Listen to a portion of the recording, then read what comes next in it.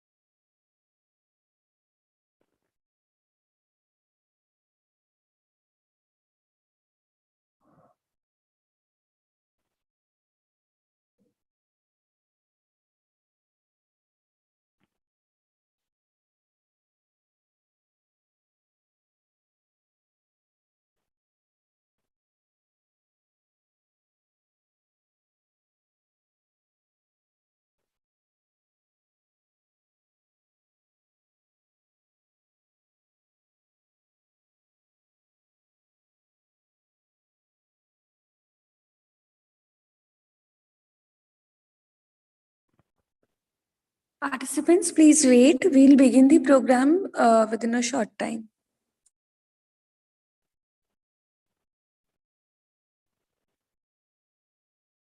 பையங்கிறீங்க.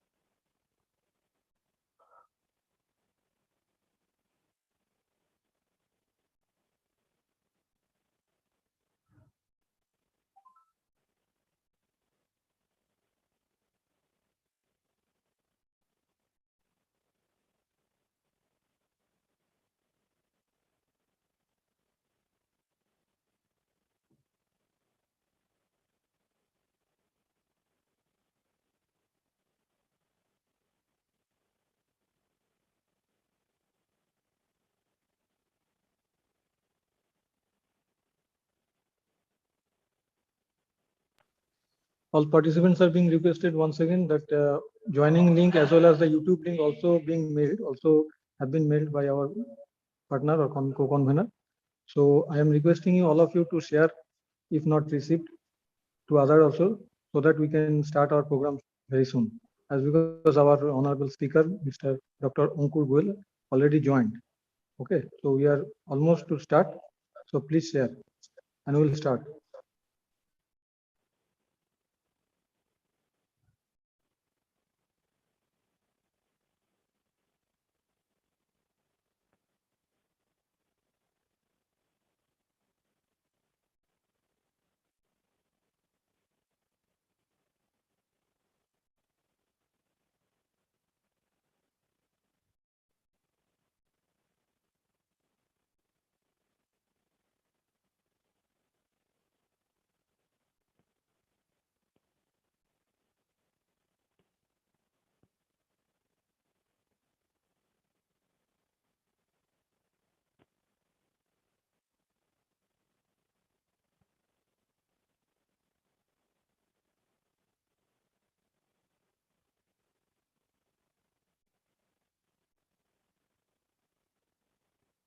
Meeting is being recorded.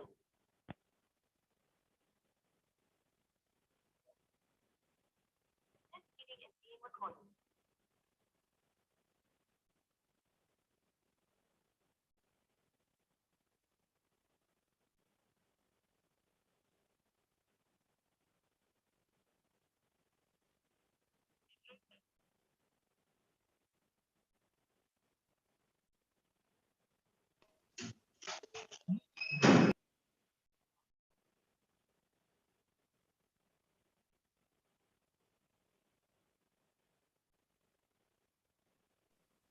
Good afternoon, everybody. Am I audible? Yes, you are audible. Welcome to the seventh day of the 2 weeks workshop on innovation in technology leading to entrepreneurship, organized by IIC, IQSE, and Innovation Cell of Greater Kolkata College of Engineering and Management in association with WeGrow Private Limited. The first session of today is the emergence of entrepreneurship and innovation in India in current digitalized era development by Dr. Ankur Goel, Associate Professor DIMS DSGI in Meerut. Sir has published 24 papers till date. His book Contemporary Issues in Multidisciplinary Subjects is under process. We are glad to have you with us, sir. Please welcome. Am I audible, ma'am? Yes, sir, you're audible. Okay, okay. Thanks a lot for this wonderful introduction. Uh, just a moment, I'll just share my PPT.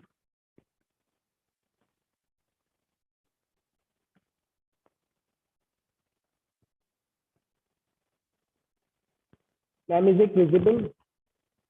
Yes, sir, your PPT is visible. Okay. A very cheerful good afternoon to one and all present here. I, Dr. Ankur Goyal, Associate Professor, DIMS, DVSDI, Meerut, Uttar Pradesh, today feel honored and privileged to be the part of this 2-week entrepreneurship development program. First of all, I would like to pay my special thanks to Honorable Chief Patron Sir, or respected patrons, Mr. Ramesh Chand Panda Sir, members of Advisory Committee, convener and co-convener sir, for their wonderful support throughout this particular process, all the coordinators and all the keynote speakers, researchers, audience, and all the other people directly or indirectly involved in the organization of this program. So before starting my actual speech, I would like to have a glimpse of the contents I will be sharing or the topics I will be covering in this particular session. I will be talking about innovation and entrepreneurship, startup ecosystem in India, that is data-driven digital nowadays, relevant and vital statistics related to the innovation and entrepreneurship in India, why digital transformation nowadays. Then I will be covering very interesting topics, Shark Tank India. Pre-COVID to post-COVID paradigm shift in entrepreneurship nowadays, 20 basic C's of entrepreneurship, future tips to foster and innovation in entrepreneurship. And last but not the least is the conclusion, that is the basic root model of entrepreneurship. So let's start the speech.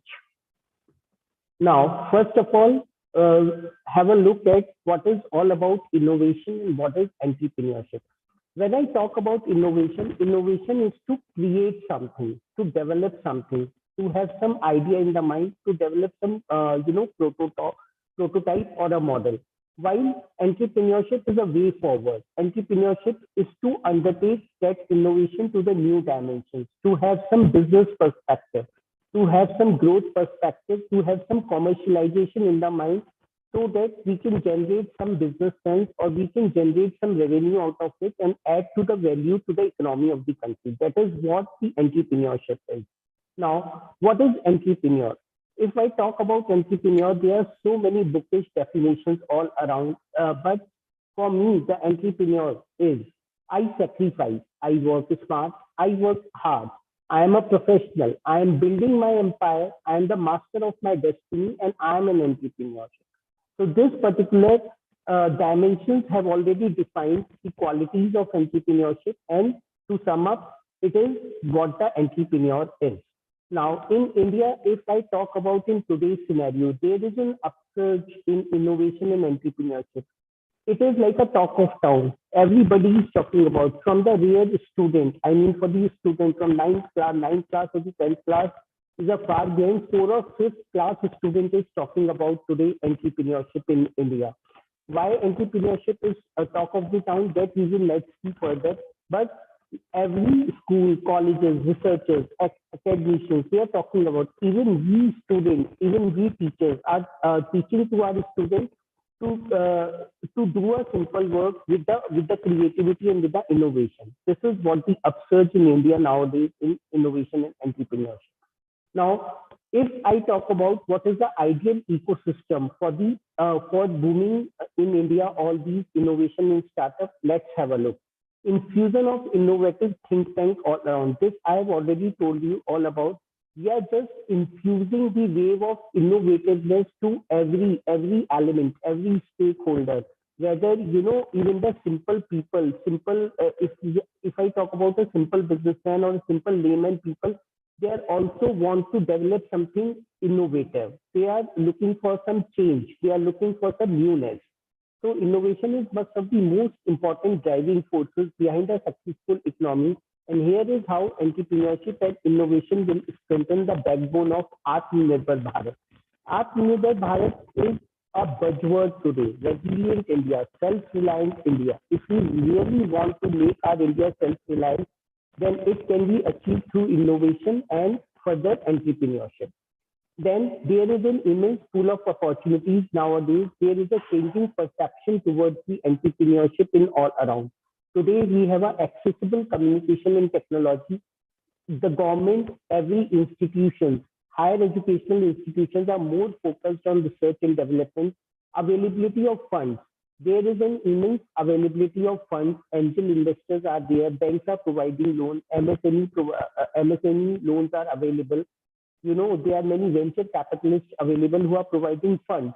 Even the government regulations have been opened up now.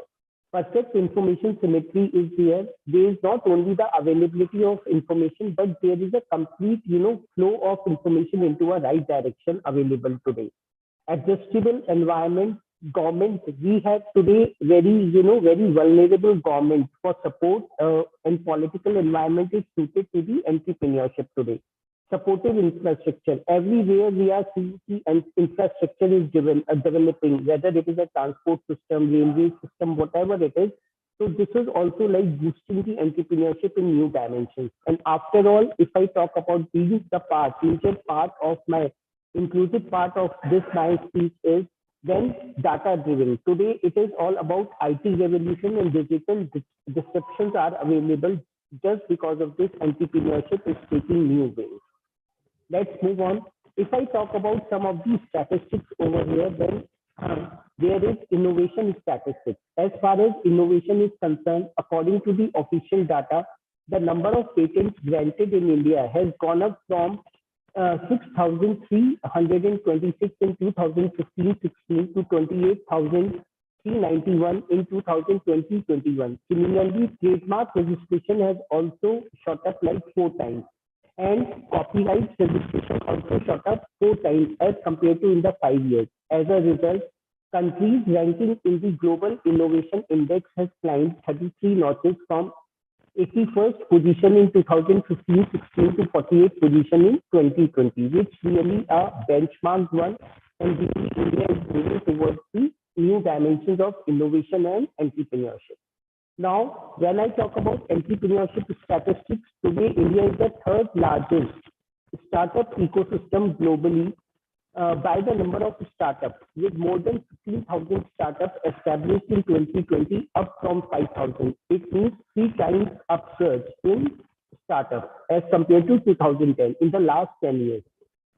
If I talk about the number of new firms in the formal sector grew up, this is the report. This is a report of the economic survey that I have taken from the secondary sources, recent report. Formal sector grew at a cumulative annual growth percentage rate of 38% from 2006-14 to the growth rate of 2014 has been 12.2%. Again, more than 3 times, more than 4 times, increase. As a result, from about 70,000 new firms created in 2014, the number has grown up by 80% to 124,000 new firms in 2018. Hello, sir. Sorry for interruption. Yes, sir. Sir, are you changing the slides of your PPT? The first slide is visible. Sorry, sir. I'm changing the slide. I am at the 3rd or the 4th slide, sir. Okay. Slides are not visible. No, the first slide is visible. Sir, I have been regularly changing the slide. No problem. Okay. I'll just stop here and share it again. No problem. Okay. Sir.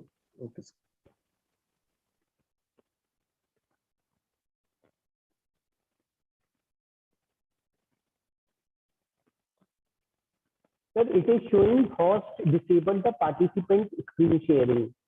Yes, sir. I'm giving you the permission. Okay.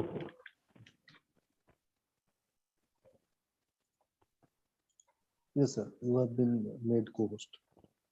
No problem. So is it visible now?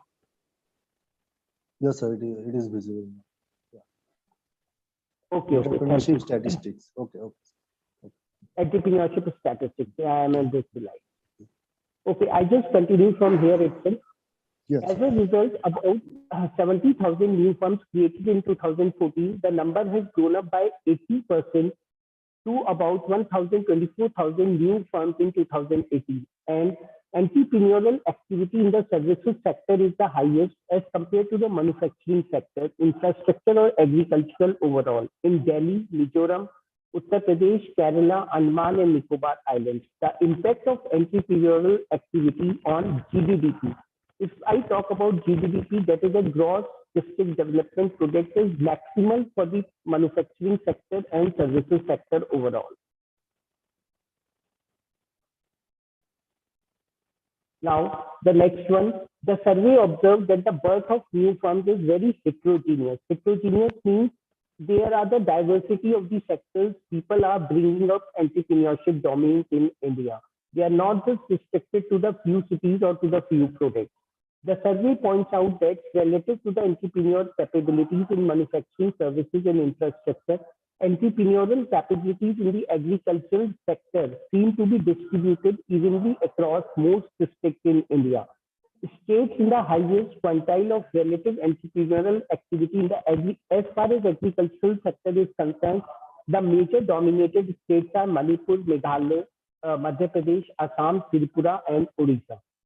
Establishment in the northeast, people are more likely towards the food businesses or the tea plantation businesses, while the majority of establishment in Madhya Pradesh and Odisha are farmer producer companies.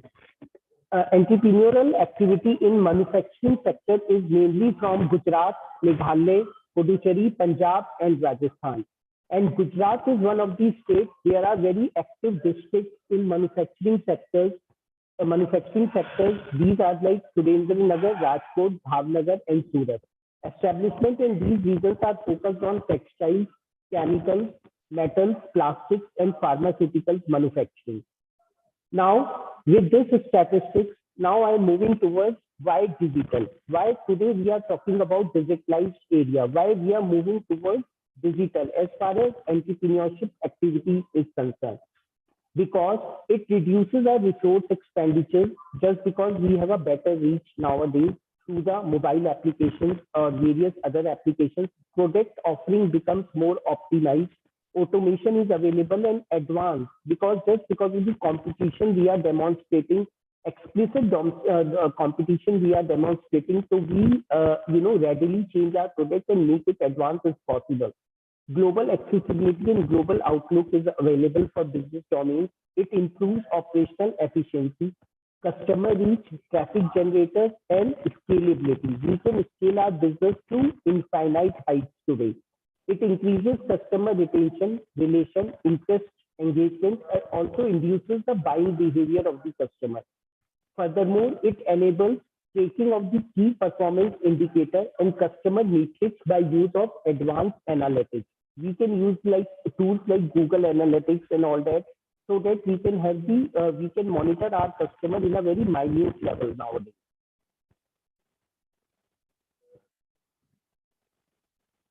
Now, next, apart from these basic strategies, now we have artificial intelligence and machine learning capabilities based applications, which are the feature of digital entrepreneurship.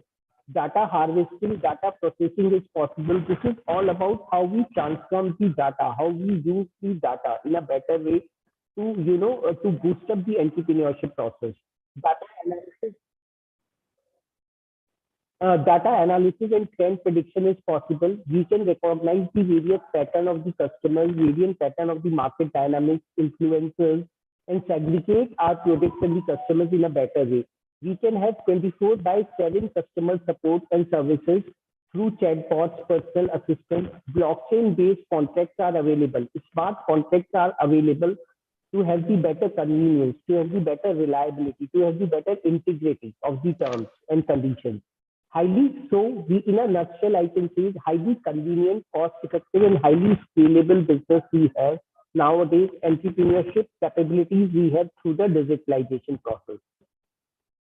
Furthermore, to sum up, we have the key digital trends of entrepreneurship, relationship business at a high scale, developed and designed for analytics, We have a data velocity. See, data matching, the speed of the data, the quantum of the data is not important, but we have to take the decisions with the availability of the data, with the speed of data. We have to match with that particular speed.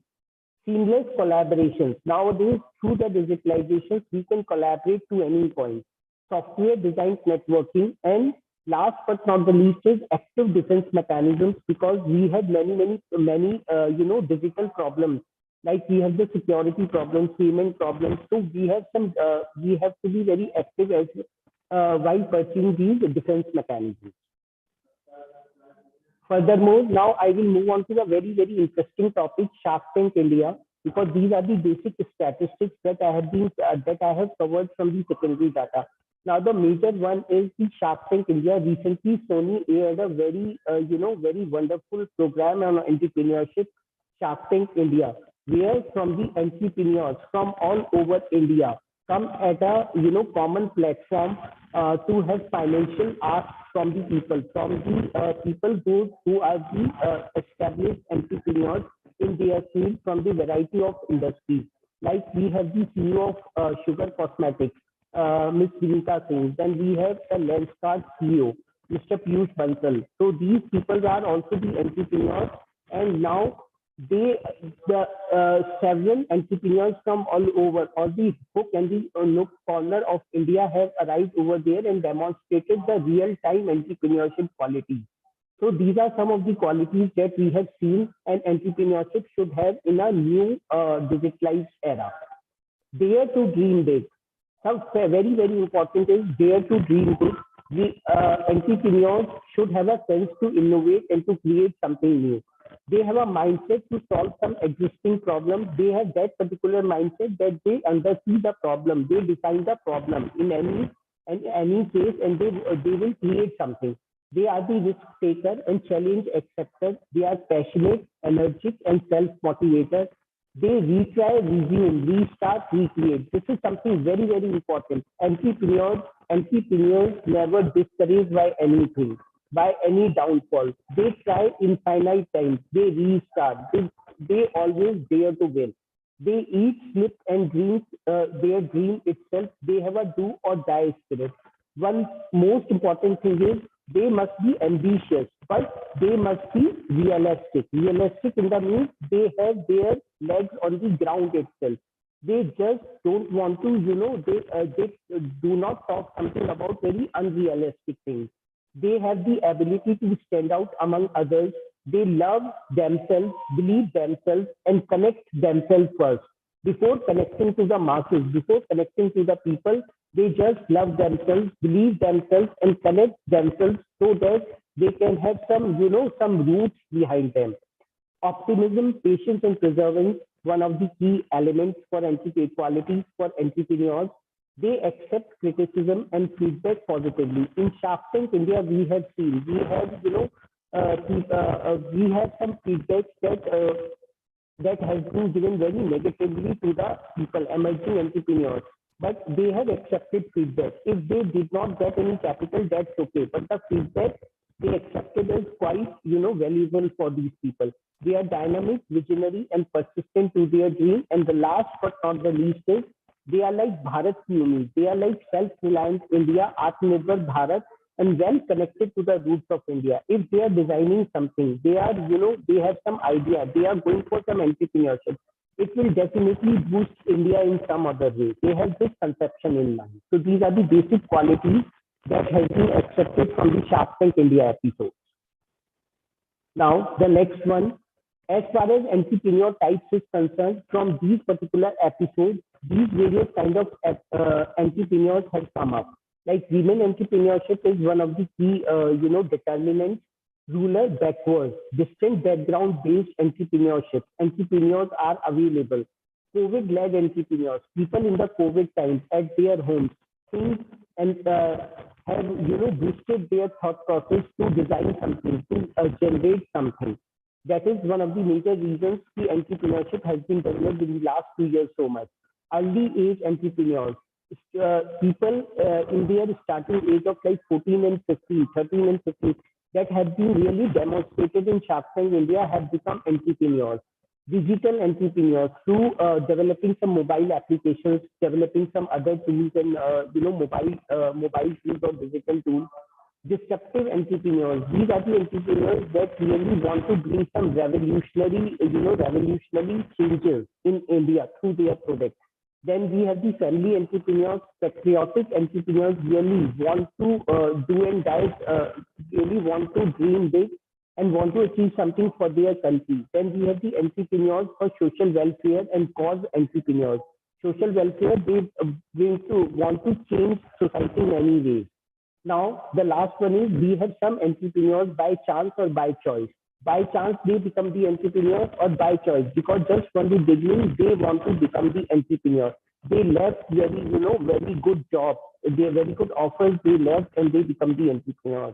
So this particular Shark Tank India has demonstrated that every nook and corner of India is full of entrepreneurs. Now, entrepreneurship buzzwords.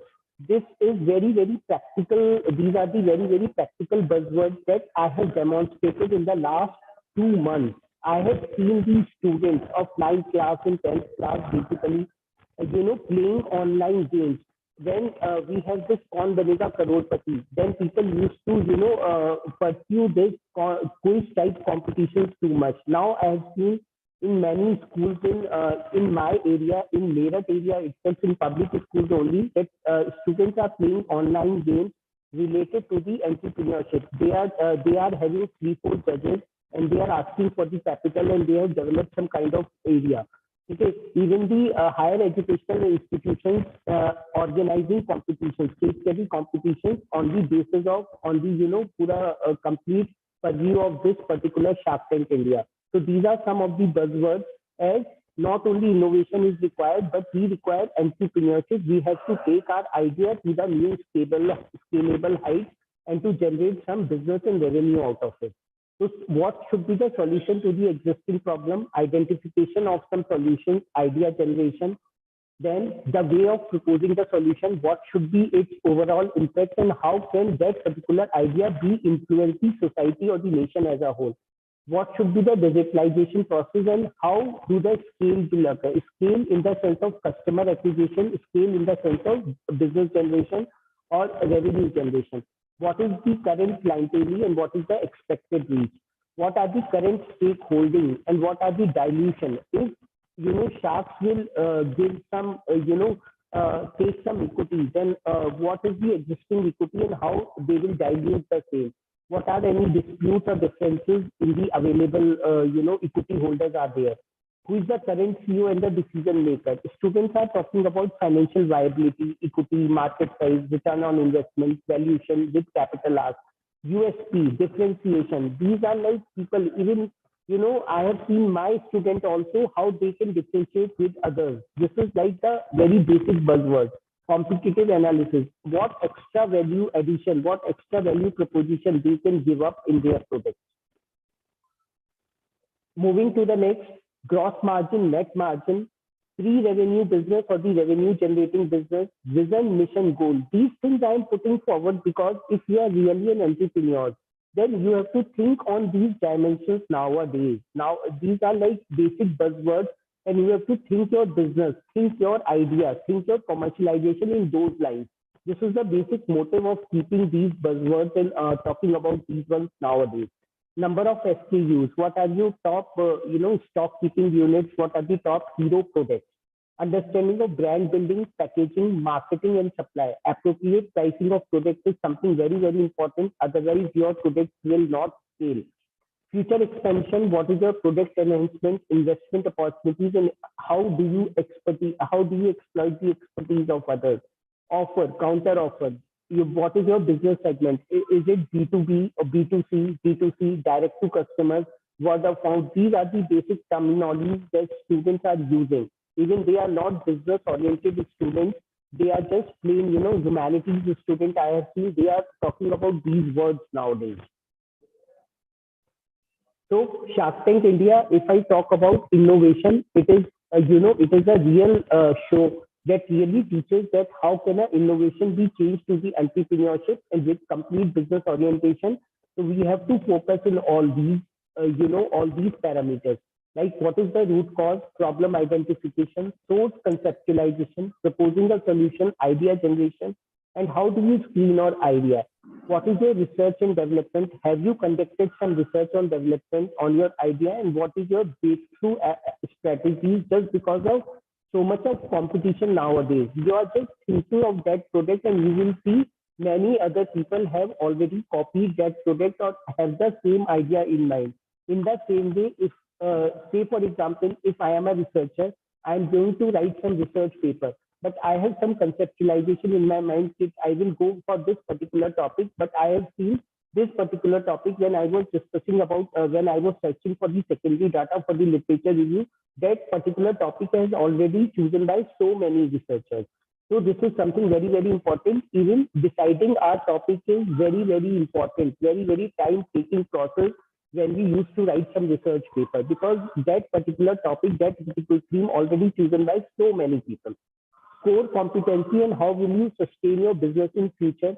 Capital raised till date, अभी तक आपने कहाँ से capital लिया है, कहाँ से funding लिया है? Have you been to any angel investors, venture capitalists, government funding? Have you sourced available funding? Have you searched for the debt? What is your model prototype formation? Have you tested it? Have you conducted some feasibility studies regarding that? What are the, have you undergone through some government schemes, regulations, control, applications of latest technologies and engineering designs in manufacturing? Hello? Have you undergone some patents and copyright issues, industrial production issues, and all ingredients of the value chain? Have you demonstrated that? So I request everybody to please mute up. Participants, please mute yourselves. Thank you, ma'am. Yes, sir, you Industrial can. production, industrial production issues. If you are talking about to take your idea to the new height, and you are having some products, some manufacturing products. So what will be the issues will be coming up regarding the industrial production? How will you assemble your product? What will be your vendors? You have to have some thorough study regarding that. Competitive analysis and repeat customer. How will you gather traffic for your? How will you gather? Because in Shark Tank India, we have seen the sharks have not have not invested on those particular dimensions which are like one-time purchases. They only consider the products which are having the repeat customers in any way. Revenue generation models and what are the financial viability in the aspects for your products. How will you survive? How will you get your marketing and advertisement expenses? Are your products digitally accessible? And what are your strategies for achieving the scalability of your product? Scalability in terms of customers, scalability in terms of revenue, something very, very important. And that is only possible by having your business digital. Natural and organic oriented products. As far as food products are concerned, or other, products are concerned related to the food only, consumption only, that are very, the special focus emphasis has been given to the naturally inclined product or the organic product having no chemicals, ingredients nowadays.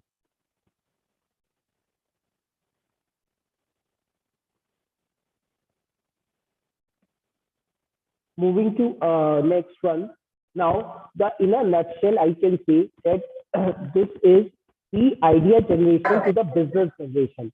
The main objective behind the Shark Tank India is if you have some feasible idea, and not only feasible idea, if you are doing some existing business, that is not a pre-revenue sort of business, but generating some revenue. If you want to take your business to the new height, you want to exploit the expertise of others who are already in the business, then this has been a very wonderful platform for the emerging entrepreneurs of India, because they can use their referral network, long-lasting collaborations. That is something very, very important. Investment. There is the investment transparency. What I see, though some people have really criticized Shark Tank India, this is all editing purpose, and this is all just for the sake of having publicity for their businesses and all that. But again, this has been a very scopable platform, I must say. business expertise from the existing sharks. They are leveraging their customer base to tap to the new products. Then efficient flow of information, as I have already told you that not only the availability of the information is important, but the efficient flow in the right direction. And how can we utilize and exploit that information for our business, for our entrepreneurship domain? That is something very, very relevant nowadays. Now, I have been taking some pre-COVID to post-COVID-19 paradigm shifts in entrepreneurship because if I take the data for the last 10 years, 10 or 15 years, whatever the financial changes have been occurred, whatever changes have been occurred, but the drastic change has been occurred through this pandemic, through this COVID-19. So whatever studies are going on, whatever researches are going on, that has been undertaken.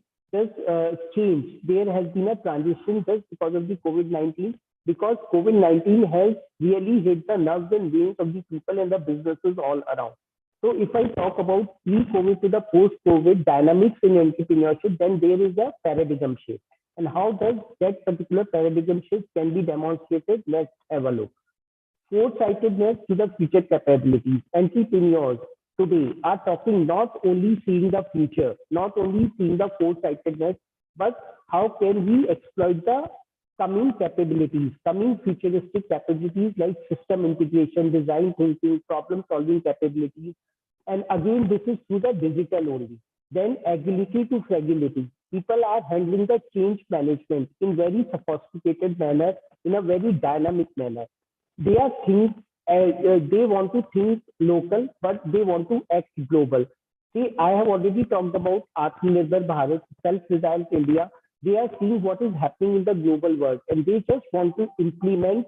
They just want to implement as the local basis, so that they can, increase the economy of our country, have some development and the growth of our country. Linearity. The models of the business, the models of the entrepreneurship are just not on a single line, not on the linearity model. They are just on a circular trend. They are just to the non-linearity. Anytime situations like COVID can happen, and we have to change the dynamics of the business. So models are very non-linear models. Now the next one, extended enterprise to support communities. Today, the development of the enterprise and the business are not just on the extension basis, but they are like supportive communities helping each other. Individualism to collective leadership. Individual people are never stand. They want to think about with the team leading capabilities. They have to take people along with them. Collective leadership is required. Every opinions of each and everybody is required to have a true demonstration of business. Horizontal to vertical development is highly necessary in today's scenario, and these are the conditions for the VUCA-led business also. Emotional intelligence to cognitive intelligence is very, very important. Again, this is related to the IT revolution. Experiential to experimental learning. Experimental learning either means every now and then you have to take risks. You have to go for new experiments, for the new infusion of features, new infusion of capabilities as per the environment. Environment scanning is very radical, radical nowadays. Yeah, it doesn't mean you have some time frame for the experiment. You have to change radically. You have to accept the changes, and you have to implement them radically. Functional to meta orientation, long-term planning to mid, short-term planning.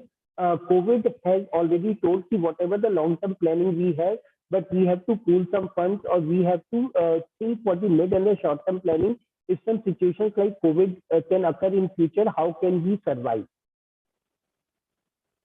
Next one, complementary to skill-based talent. This is something very, very important. You have to be very particular for your key performance indicators, or as I have already talked about, what are the top SKUs. So you have to be very skill-based talent. Knowledge transfer to competence development. You don't have to transfer your knowledge, but you have to be very, very competent nowadays. Changes are happening so fast. Standardization to lenient diversification. not only standardization, but you have to diversify in various domains, but leniency. You have to see how much business, how much percentage you have to give to the core competency, and how much percentage to be distributed to the other products. Social to healthcare responsibility. Just because of this COVID theme, healthcare responsibility is very, very important. Specific business attitude to generate business attitude. This is again related to the very diversification. Even digital platforms are today changing to artificial intelligence platforms. People are talking about new technologies within the digital platform. We are talking about, as I am talking about blockchain, big data, IoT is a very, very big thing. Internet of Things is a very, very big. If I talk about permeability to liquidity, we are talking about liquidity. How can, if we are having some sort of investment, but anytime we need a fund, so your fund should not be blocked in such kind of, in such kind of revenue that we can't liquidate when we require the money. Uniform to collaborative networks. This is the basic dimension, as we have seen in the Shark Tank India. People have come, entrepreneurs all around India have arrived just because to have the collaboration, strong collaborations of the people who already have expertise in their field, and to exploit that particular expertise, they have such kind of collaboration. Then we have the sound business practices to ethical business practices. Ethics is something, very, very important. If you have integrity, you have honesty for your business, then only you will survive. Otherwise, not. Because unethical businesses are like short-lived, very short-term business.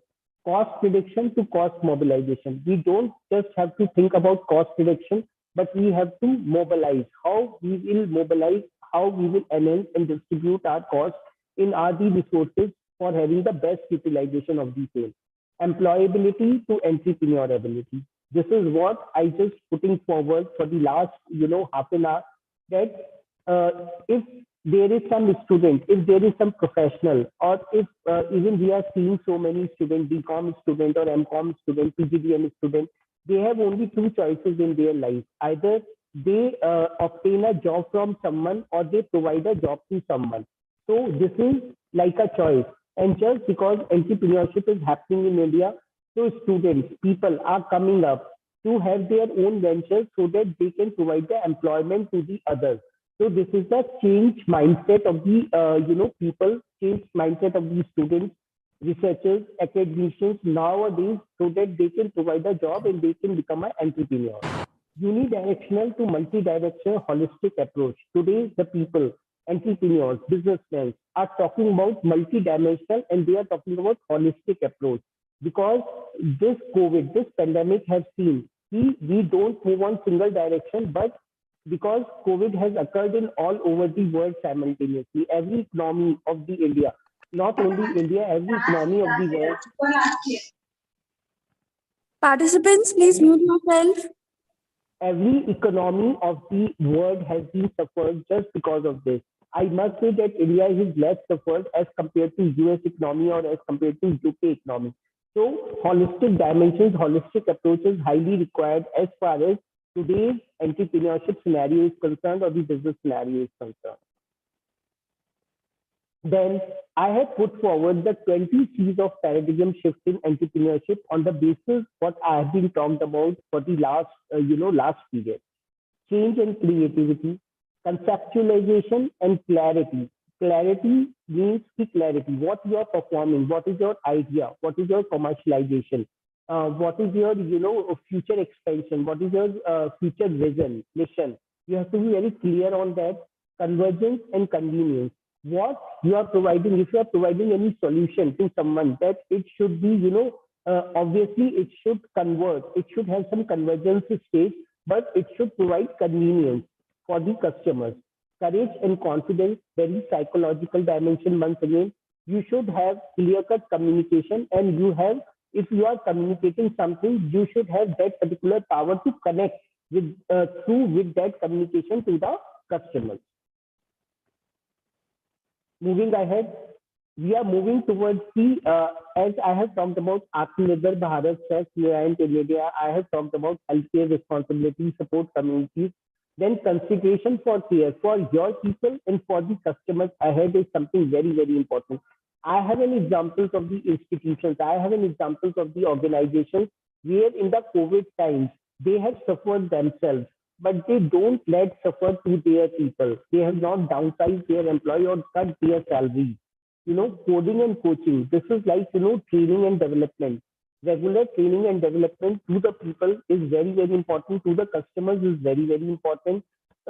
Competition and challenge, you don't have to undermine the competition or the challenge for your product. Business is, if you are doing some entrepreneurial act, you are taking your idea to the new heights. You are taking your idea for the commercialization, for the business purpose. Then you have to see the competition, you have to sustain it for the long term. You have to ready to accept the competition as a big challenge. Chaos and curiosity, always the situation. COVID has already told chaos is always available in the environment. Any time in future, you should be ready that you can have the situation like COVID once again, and you have to be very patient in the perseverance for deciding, for making decisions. You have to be very curious. Cooperation and coordination, being support communities, I have talked about, you have to take along everyone, and anytime you can seek the cooperation or the coordination of the others, and you have to be ready for that. Capability, always enhance your capabilities and capacity. You have to, capitalize on your capabilities anytime. Compassion and contact with the people. Channels, you have to search for the cost-effective channels to reduce your cost and centricity towards your goal. Convertibility and credibility. You should be very credible and convert your ideas. Anytime you can have some new ideas or new change features or new additional benefits you want to, you can be very dynamic to convert your product. Casualty and customization. You have to customize your products. You have to, tailor-made kind of product. Today's need of tailor-made kind of product. If any casualty happens or customers didn't like your product, you can easily customize with the minimum resources, with the minimum cost utilization. Next, we have the context. Context has been once again repeated over there. Context with congruency. You have to be very congruent with your context. ऐसा नहीं होना चाहिए. It should not be happen कि आज कोई आपका context है and you have undermined it or you have seen it is of no use to your left behind. You have to see how can you make possible outcome of that particular context. Criticality of the business, and in those critical conditions, you have to be very consistent. You have to be very throughout. Conditions, there are several miserable conditions can occur, discouragement conditions can occur then, but you have that particular sense to command on that conditions. Then community and collaboration. What is happening in your community and how can you collaborate with the people? Consequences. There might be severe consequences. There might be severe failures. There might be severe, distractions. But you should have the control over them. Control in the sense, first of all, you should have the control through your psychological dimensions. Your psychology should be strong. Your motivation should be strong enough. Confidence should be strong enough that whatever the consequences are, sometimes you will fail. Sometimes you will, not able to survive. Then also you have to be stand out among others. So finally, these 3 C's are there. Conceptualize whatever you conceptualize, whatever idea generation is there. You have to contemplate, modernize it, and contrive in the future. Now, there are some tips to foster innovation and entrepreneurship. These are some of the basic tips nowadays. If I give to the future generations, future entrepreneurs, encourage foreign entrepreneurs to come and study in India, start ventures here. I am not talking about that you can invite the foreign entrepreneurs and they can take our ideas, take our resources, or and generate something out of the India. But what is the need today is we can encourage foreign entrepreneurs, foreign students, foreign grown-up students, foreign-led students to study in our country, to study in our India, in our universities, and study in India and start some ventures here. They will definitely, prove to be the useful and add some value to our economy. Provide women entrepreneurs founding high growth and access to the funding. This is something very, very important because in Shark Tank India, we have seen there is a difficult way for the women entrepreneurs in India. women entrepreneurs are, no lagging behind as far as their idea generation is concerned, as far as their, hard work is concerned, smart work is concerned, professionalism is concerned, business sense is concerned. But again, this is a misconception in India that women are lagging behind. So we have to find those women entrepreneurship and give them the growth, give them the access to the funding, give them the family support, psychological support, and whatever best can we do for the women entrepreneurship. This is must for today's scenario for entrepreneurship in India. We have to be focused all around, focus on cross generational, cross gender, and cross cultural collaborations and commercialize them. Again, collaborations is one of the important key, one of the important elements that we have to focus anyhow, anyways, so that we can take the entrepreneurship to the new heights, to the new scales, to the new dimensions. Encourage children and teens to study entrepreneurship at grassroots level. However, this is happening. I have seen, not I have seen, but this is all around in CBSE curriculum, ICSE curriculum, or the state level board. Entrepreneurship is one of the essential elements, one of the essential subjects, compulsory subject nowadays. The students can understand, a student can see, but not only the theoretical perspective is required, the practical aspect, the utilization of the entrepreneurship. How can the entrepreneurship will help them? How can the entrepreneurship will make them, unique, will make them stand out among the others? This participation, this training should be required for these students from the grassroots level, from these students, especially when they are in the teen phase, like they are in the age of 12 to 13 years, and they are, understanding the various dimensions of life. They are shifting their, attitudes. Then we have to develop such kind of entrepreneurship attitudes among these students. Now the next one, in universities encourage cross-disciplinary study with research and commercialization. In these students, I must say that if we are teaching, however, if here I would like to talk about, give the example of NEP, New Education Policy 2020. New Education Policy, if I talk about new education policies, have, various examples, have various, various functions. There we can create the entrepreneurship. There are so many because cross-disciplinary studies are there. People can choose variety of the subjects by having science stream, by having the commerce stream, and more focus on the research has been done. Even the research should be such that it should have some practical utility. Research should not be done for having some obtaining the PhD degree or for having some good research paper in the journal by paying the money and all that, by having for the namesake and the quantity of the journal. The quality of the research is more prominent as compared to other elements. Promote university age entrepreneurship so that students start companies to create jobs instead of graduating hoping for a job. This is very important dimension, as I have already talked about. After completing their professional course or after completing their university degree or the higher education, students have only two options. Either they can get a job, either they can, get a job or create a job. So students should have such mindset in their mind. They can start their company. We should motivate these students from the beginning to have some idea generation in their mind, and we can provide some, business aspects or the entrepreneurship aspect to these students, or the basic dimensions of the business, basic knowledge of the patents, basic knowledge just from the beginning to be given to the students. Equip your science and engineering programs to also teach entrepreneurship to students in these majors. Especially, we have seen, I have talked about manufacturing sectors. Apart from the services sector, manufacturing sector is very important. So if we are talking about, I am not saying that we only teach science or engineering to the students, because humanities students are doing very well, commerce students are doing very well.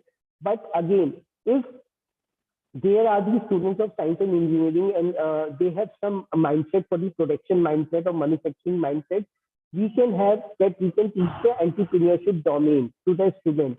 Otherwise, we have to make some collaborations. Any science student or the engineering student, we have seen the Shark Tank India. We have the combination of two people or the three people. One people is taking care of all the product aspect, all the manufacturing aspect, all the engineering. Other commerce graduates, other MBA people is taking all the marketing aspects, seeing the marketing. Then we have to make such kind of things. But from the starting, it can happen that we can teach the science or the engineering student the entrepreneurship domain. so that they can start in those directions, and just from the very early stage, they can think to create something on their own. Now, provide the knowledge related to the government, to the processes of ease of doing business, government regulations, funding processes, easily accessible finances, and we can develop license-free technology license programs at the universities for the betterment and for the upliftment of the entrepreneurship in the better way. Now, I would like to end this particular tips that big businesses are not built overnight. If we think the big businesses or the big activities can build overnight, yeah, big, Reliance or the Tatas have built overnight, this is a fake one. Every success story has a sheer hard work and the pain inside. This we have to remember. Overnight success is not available. Whatever entrepreneurship we have, whatever idea innovations we have, if we really want to be an entrepreneur, if we really want to do something in the field of entrepreneurship, we have to have this particular thing in mind that big businesses are not built overnight. We really want to work hard. We really want to keep our lives. We really want to, give everything. We have to, shed our life to achieve something. Now, as a part of my conclusion of the speech today, this is the entrepreneurship basic root model that, that as a researcher I have devised, and I will be writing in one of my papers that if we really want the success with surety, we have to focus in all these dimensions. We have to provide some solution that will be the superior of others with having a competitive edge. We have to focus on system. We have to focus on system, digitally system we are talking about with its suitability. If I really talk about the artificial intelligence or really talk about the big data analysis, IoT I have talked about, but that doesn't mean that only by making these things applicable, my business will be scalable or my business will be. You have to see the necessity of that particular thing, whether it is suitable or not. Survival with simplicity, बड़ी बड़ी बातें करने से, बड़ी बड़ी English बोलने से business नहीं बनता. That we have seen in Shark Tank India. If we really want to business our business to be survive, our entrepreneurship activity to be survive, we have to be focused on simplicity and how do we connect with the people, how do we connect with the masses.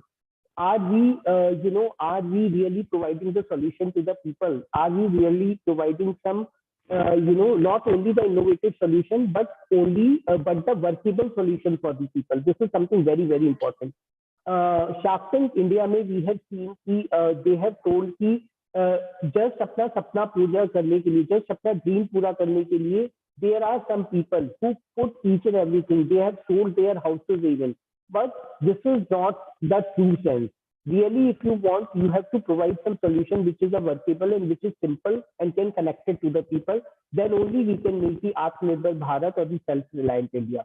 We have to see the safety with the security, then statistics with scalability. Something very, very important. आपका business जब ही बनेगा, आप जब ही entrepreneurship successful हो पाएंगे, then you have to work on statistics. Here, statistics means the data. You have to be very data driven. You have to see your data, analyze your data. It must be information oriented. Your data velocity must be there. You have to match up your speed of the data with the flow of the data, and you have to take decisions according to that particular speed. Then only your business should be scalable. And at the psychological front, your patience and perseverance, something very, very important that has to be a continuous process while you are performing these parameters. Resilience through processes is required, and innovation and creativity is something that is not only the one-time thing. Innovation and creativity is a continuous process, is a continuous, consistent process throughout that has to be embedded in your business. This is something very, very important. Then only if you just inbuild all these dimensions, you just integrate all these dimensions, then you will definitely have the success and with surety. This is all about my conclusion for today. As far as, and this is the kind of the model that has been developed at the conclusive stage of this particular speech. Now, last but not the least, versatile platform for the researchers. More and more research-based predictive, even the people who are not built for entrepreneurship, not developing, but we can do for a research as an academician, being I am the academician. I can do the research, predictive study for determining the upcoming entrepreneurship enabled problems, what will be the issues, what will be the challenges highly required, and what will its impact on the economy as a whole. Economy, if I talk about, I'm talking about for my country, I'm talking about for my India. I'm talking, I want to make India Atmanirbhar, self-reliant India. So what next, what next, what next? This is what the research is all about. And out of the box thought process based research is required to counter the upcoming entrepreneurial challenges in near future. With this, I would like to pay my sincere thanks to my deep regards to everybody associated with this conference and currently hearing my session. Thanks a lot for this wonderful organization, and I'm open for the queries. Thank you. Thank you so much for your insightful words, sir. Participants, do you have any questions?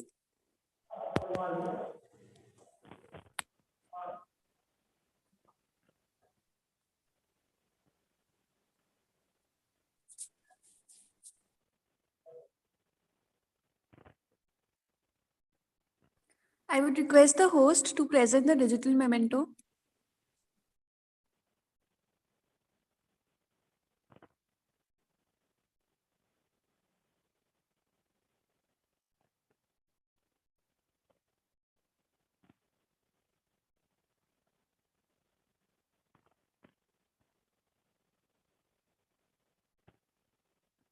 Sir, the digital memento is present on the screen. Thank you for your presence. Thanks a lot, Ben. Thank you for this. Thank you, sir. Over to Tanisha ma'am for the next session. Thank you. Can I take a leave now? Sure, sir. Okay. Thank you. Thanks, everyone.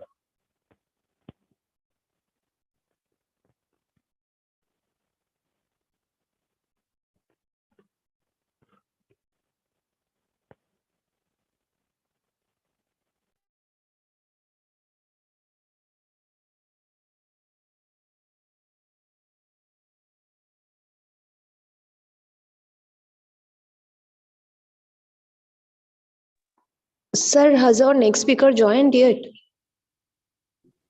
Yes, she has joined. Okay. Should I start then? Yeah, yeah. Yes, madam, please start. Okay. So our next speaker for today's workshop is Professor Himani Goyal Sharma. She is the HOD of Department of Electrical Engineering from Chandigarh University. Welcome, ma'am. I'll request you to please start the session.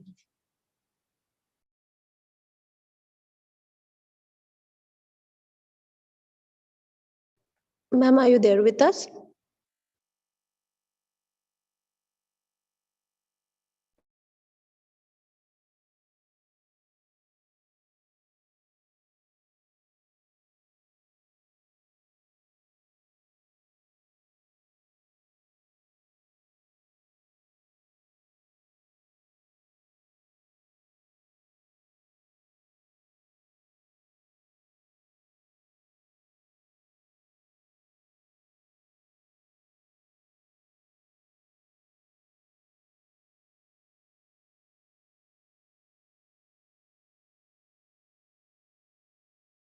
I think there's some issues with the speaker. We'll wait for some time.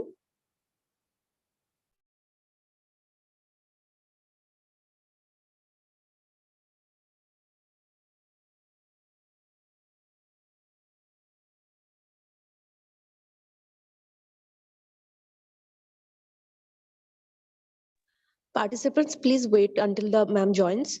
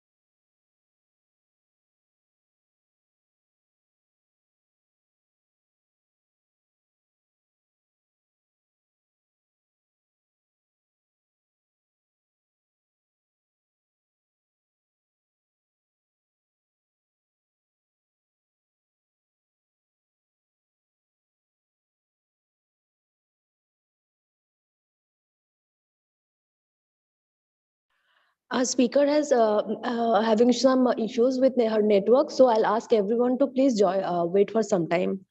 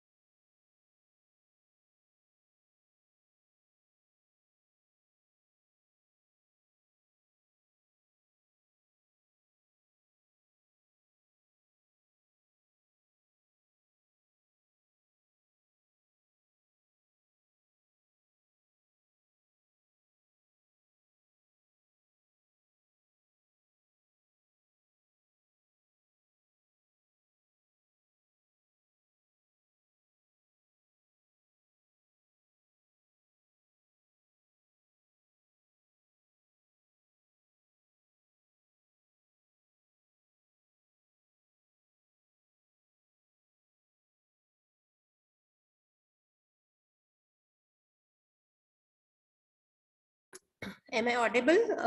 Good afternoon, everyone. Yes, ma'am, you are. Please start with your session. Okay. So have you done the introduction of mine?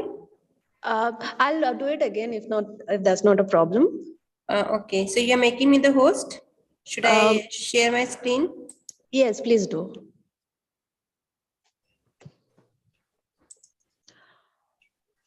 So our next speaker is Professor Himani Goel Sharma. She is the HOD of Electrical Engineering from Chandigarh University. She'll start with her session now. Ma'am, please continue. Yeah, okay. Thank you, ma'am. Thank you so much.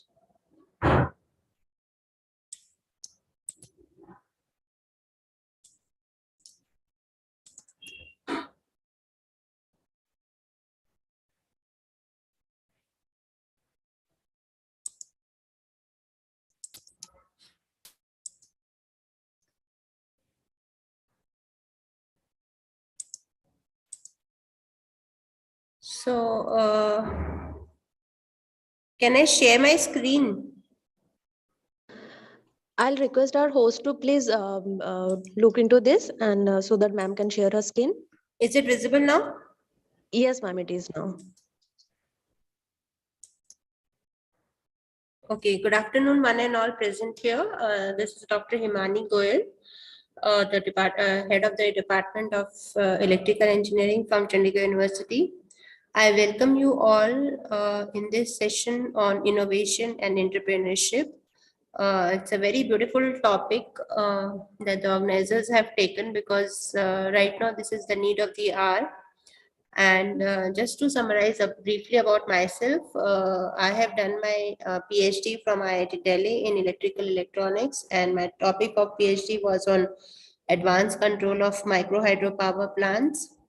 And before that, I have also done my MTech from IIT Roorkee from Alternate Hydro Energy Center. And therefore, and my BTech is from Bombay. I have done my MBA from Pune, and I have written a number of books, more than 200 research papers in national international journals, and I'm a senior member of IEEE. So this is just a brief profile about myself, and I have a work experience of more than 25 years.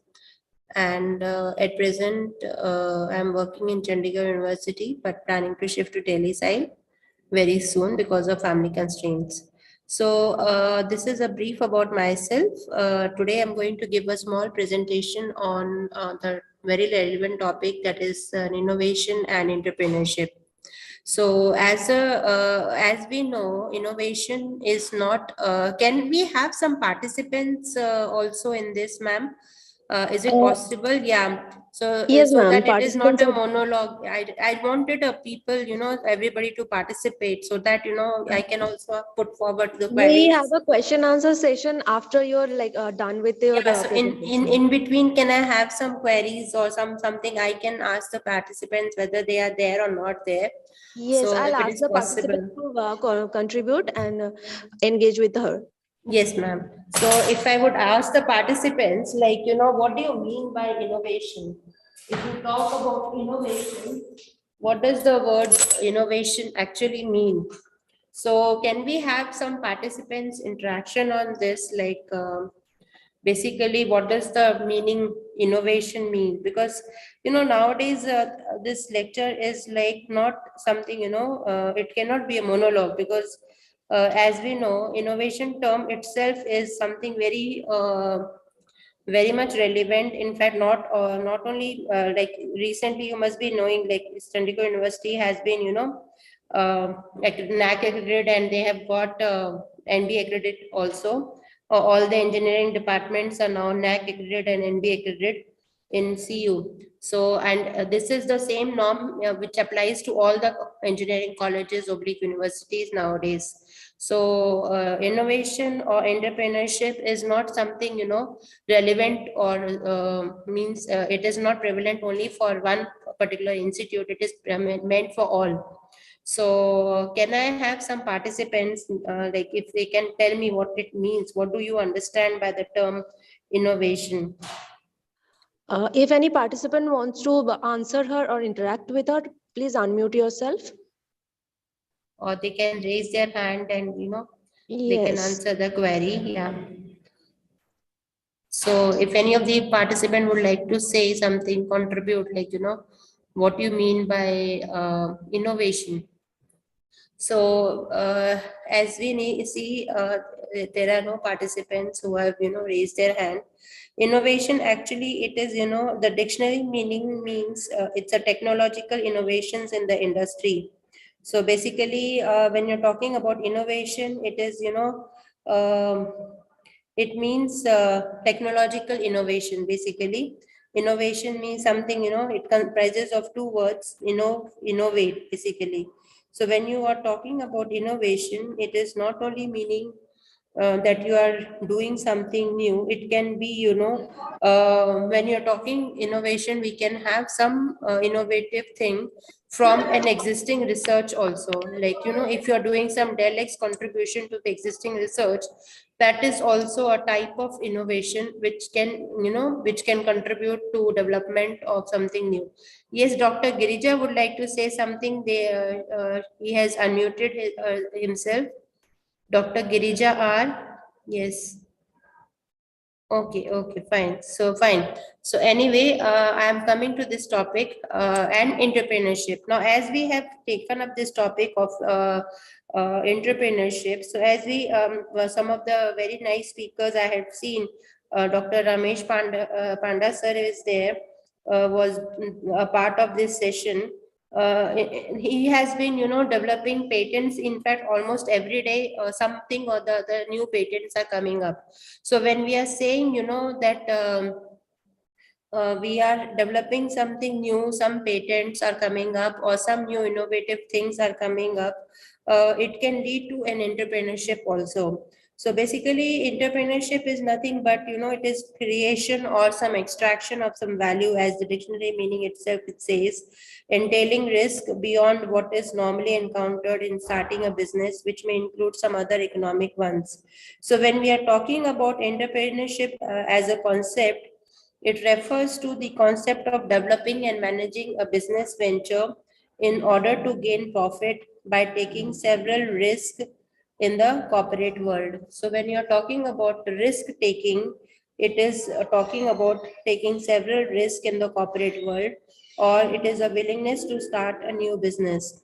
So basically, can I have some participant who can tell me, who can give me some example of entrepreneurship? Can anyone, the participant, give any example or something, of entrepreneurship or innovation as a term itself, because both the terms are very, very relevant in today's scenario. So can any one of you tell me what you mean by innovation and what example of entrepreneurship? So basically, when you're talking about entrepreneurship, it is basically a person who can, who starts a new business and usually runs his own business, you can say. usually runs his own, usually risks his own money to start the venture. So basically, examples say, some well-known entrepreneurs are like Bill Gates. He has started up his own business, right? Very well-known millionaire. Steve Jobs or Mark Zuckerberg. So these are, some very well-known entrepreneurs, which they do not need any kind of entrepreneurship. They do not need any kind of introduction from anywhere, right? So they are the very well-known entrepreneurs. Now, how to get the money for, starting up their own business, or if you can, what is the process of getting a grant, as we call it, grant writing process.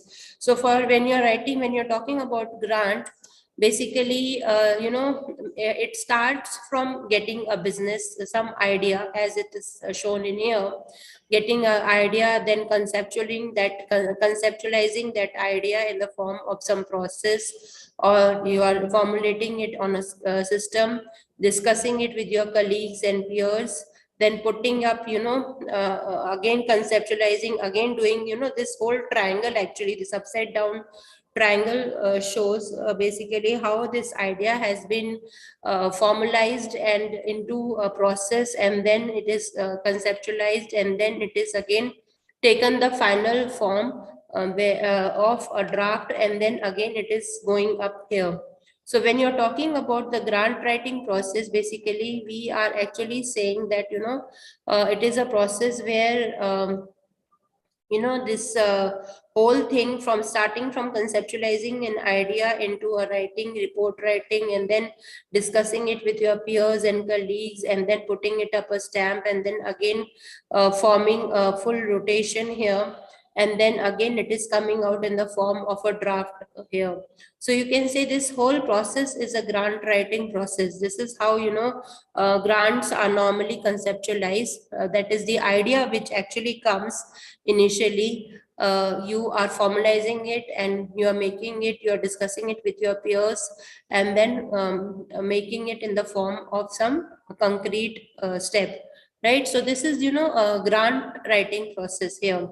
Now here, when we are actually putting up the grant, when you're talking about the grant, you are trying to understand the request for the applications, what are the general requirements, the research topics, project types, project narrative and appendices, application submission and review, right? So this is how, the requests for the applications are taking place, the general requirements, the research topics, the project types, project narrative and appendices, application submission and review. This is these are the processes for the requests for the applications. So whenever some agenda is coming up, you are actually formulating it in the form of some requests for applications, then general requirements, research topics, project types, project narrative, and appendices. Now, these are the organizational structure for funding and grant writing. So whenever you're talking about the organizational structure for funding and grant writing, you have a office of the director, the National Board for Education Sciences, Science Standards and Review Staff, Administration Policy, National Center for Education Statistics, National Center for Education Evaluation and Regional Assistance, National Center for Education Research, National Center for Special Education Research. So this is the, organizational structure for funding and grant writing. Now, what are the objectives of the research grants program in India? First is to develop or identify the education interventions, that is practices, programs, policies, and approaches that enhance academic achievement and can be widely deployed.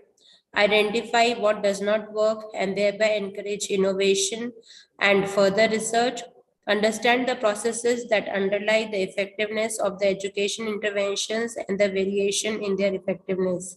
So these are the objectives of the research grant programs whenever we are talking about, the education interventions here, the idea to formulate and then enhance the academic achievements. So basically, in fact, whenever most of the educational institutes are nowadays going for NB accreditation, in fact, it has become become now compulsory, and NAC accreditation also. So, you know, getting the research grant from national or international universities, and, you know, that has become a hallmark now. So most of the educational institutes, they are actually, you know, they are being evaluated on the basis of these research grants, like, you know, their performance, or you can say this is one of the parameter here, which is actually, you know, evaluating the institute's performance based on the how many grants they have been able to, you know, get from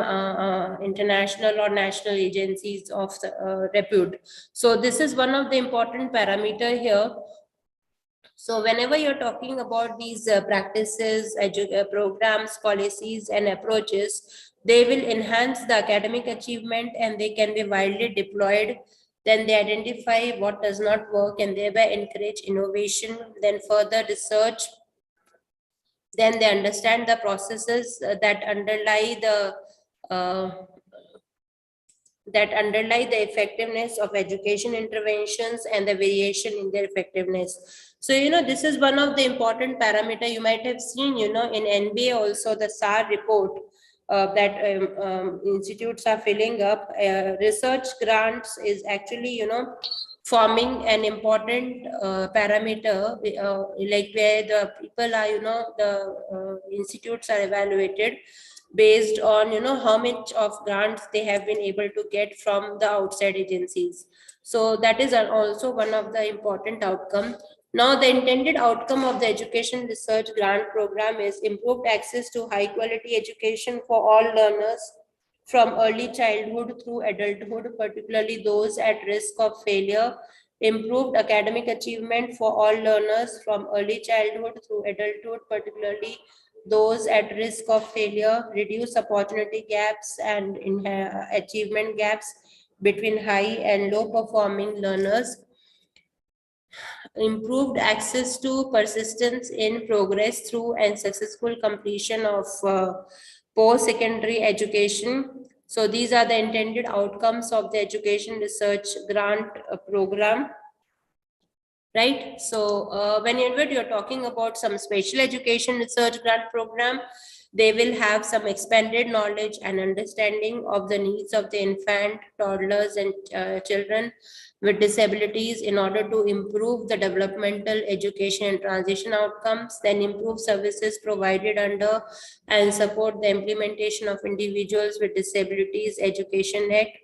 NCSER invites applications that address practical problems facing the education of children and youth with or at risk for disabilities that will significantly advance teaching and learning for students with or at risk for disabilities from birth through post-secondary education.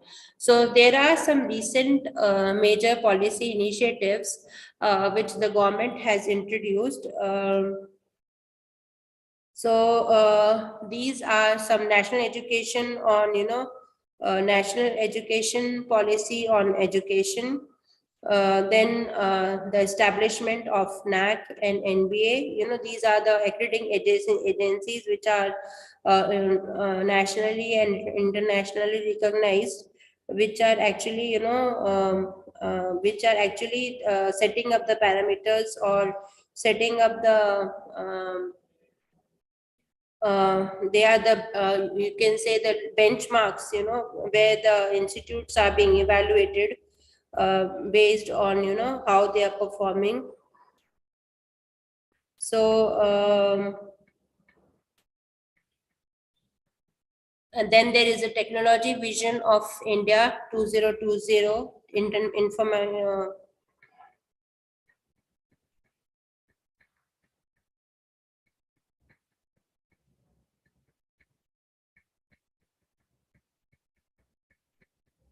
So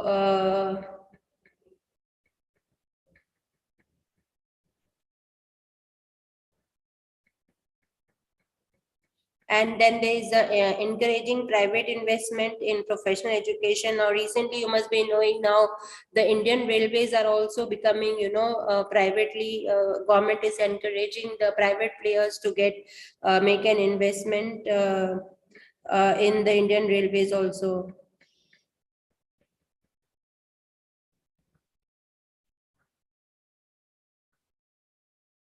So, and then there is a liberal arts of autonomy, deemed university status, where the IITs, triple ITs, and NITs are actually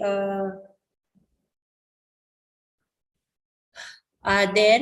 So these are, some of the major policy initiatives, and there are some strategies for reforms like empowerment and accountability of institutions, academic, administrative, optimal utilization of resources, build on and share existing resources, improve system efficiency, encourage competitive funding, mobilization of additional financial resources, enhancing the cost recovery, provide incentives for resource generation, encourage private funding, increasing access and reducing regional imbalances. So these are, some of the strategies which are there.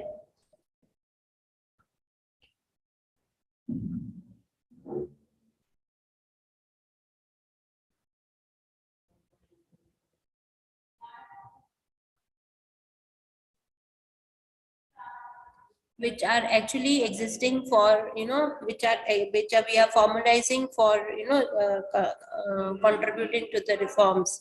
So basically empowerment and accountability of the institutions, academic, administrative, you are trying to formulate, you are trying to see that, you should have optimum utilization of resources, then improve the system efficiency, and encourage the competitive funding, mobilization of additional financial resources, enhance cost recovery, provide incentives for resource generation, encourage private funding, increasing access and reducing regional imbalances, then improving quality and effectiveness of teaching learning processes, faculty development, performance evaluation and accreditation of institutions, networking to enhance capacity, improve quality and produce excellence, then networking of institutions with each other, with R&D labs, industry and service sector, then resource sharing of expertise, facilities and networking of libraries. So these are, some of the strategies for the reforms. Now, when you're comparing various agencies, research grants, you are actually finding out which are the institutes of education sciences, which are the National Science Foundation, which are the National Institutes of Health. So when you're talking in terms of information about the grants which are found in the request for applications, or when you're writing it to their colleagues, or when you're writing it for parent announcements, then who manages the peer review process? Institute of Education Sciences, from the science office, then Center for Scientific Review. Advice provided by program officer, it is there in terms of Institute of Education Sciences, whereas it is not there when you're talking about National Science Foundation and National Institute for Health. And how competitive they are very much competitive here. Now this chart will list the three major basically federal founders of education, namely this IES, the National Science Foundation and National Institutes of Health. When you're talking about IES and NIH, they are very similar, but in that we have independent scientific review offices that are separate from the program offices. And when you're talking about NSF, the program officers manage the review process. So this limits the amount of technical assistance that they can give the applicants, since they're directly involved in the review process. Now here, when you're talking about the Institute of Education Sciences, where they are basically providing a lot of funding opportunities. Now recently, you must have seen, how this Institute of Education Sciences are supporting the research, and they had come out with certain norms, like where people could apply from, different domains, and they can apply for research grants, right? Issues in education, and then they're developing solutions that improve school readiness and academic achievement for all the students. The request for applications, deadlines, webinars, how they are actually encouraging this. Now some may ask, like, what is the basic process, when you're talking in terms of, yes, when you're talking in terms of the research grants, like what is the process for applying for this? research proposal for request for application. So when you're talking about RFA, what does it basically cover? So when you're talking about this RFA request, it covers the overview and the eligibility requirement, the general requirements, changes from the previous year, RFA, research topics, project type requirements and recommendations, formatting, appendices, and other narrative content. Then they're talking about compliance and responsiveness checklists. Then they also talk about, basically when we're talking about RFA, we should know like who all are the ones who are actually going to talk about this. So when you're talking about this, there will be the principal investigator, your team members, including the co-PIs, statisticians, methodologists, developer, then your assigned sponsored project officer, anyone else who's participating in the preparation of the application. Now, what are the general requirements here? The applicant eligibility, population to address, education outcomes, education settings, topics, project types, dissemination history, and plan. So these are, the general requirements here. Now, what are the eligible applicants here? Institutions that have the ability and the capacity to conduct rigorous research are eligible to apply.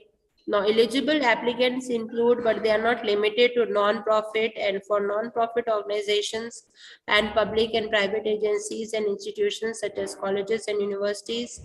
Then you have student outcomes under special education research grants like developmental, school readiness, literacy, science, social, emotional, behavioral, functional, secondary, and post-secondary. So these are the special, outcomes or the special research grants which are actually available for students here. Like, you must have seen this is a STEM is very much popular nowadays. Now, all research supported under the Special Education Research Grants Program will focus on, and it will include measures of one or more student outcomes that supports success in school and afterwards. The outcomes which are of interest are in more detail in the RFA. They include developmental and school readiness outcomes, literacy, STEM, social, emotional, behavioral, functional, secondary transition, and post-secondary. And they also encourage employment and earning outcomes. Like, so these are the special research topics also, which are actually, of very much relevant nowadays. If you are applying for, say, a grant from AICT and other agencies, you will see that these are the topics which are very, very much relevant and where you can actually get the grant, right? So you have the education research grant, the special education research grant. So in the education research grant, you will have cognition and student learning, early learning programs and policies, effective instruction, literacy, science, technology, engineering and method, social and behavioral context for academic learning, improving education system, career and technical education, civics education, social studies, and English learners. So these are, the topics which are very much relevant for education research grant. And when you're talking in terms of special education research grant, you will be having cognition and student learning. So, these are the something very, relevant nowadays. The cognition technique is very much relevant, where cognition means the cognitive ability, how you can relate with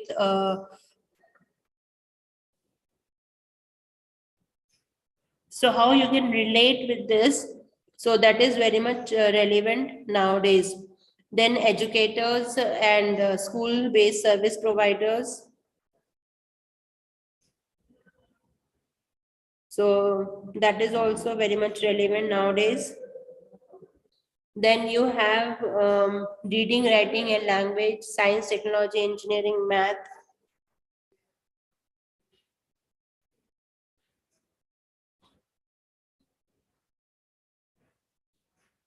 So you can say these are the, the basic domains in which, you can have, you can very well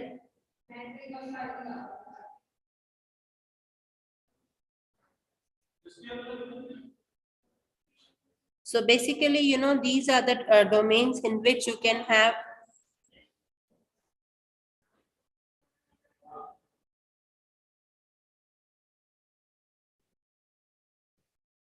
So here,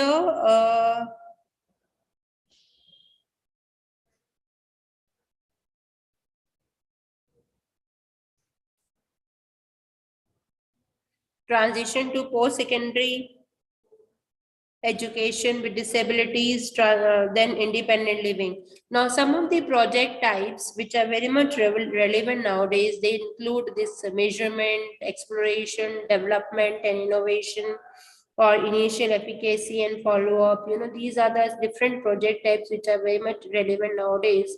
Then there are different requirements for the application which require, what are the specific requirements and recommendations for each project types, and requirements must be addressed in your application in order for it to be sent forward for scientific peer review, and recommendations are what the peer reviewers are asking to look for when they rate your application.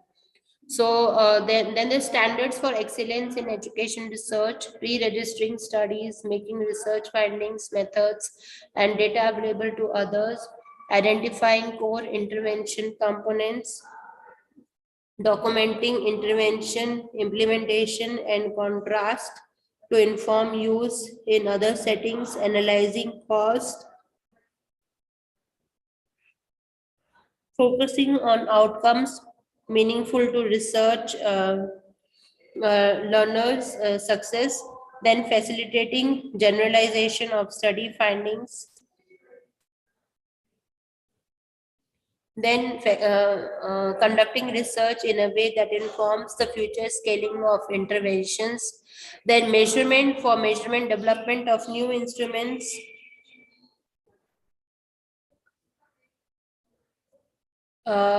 refinement of existing instruments, validation of these instruments,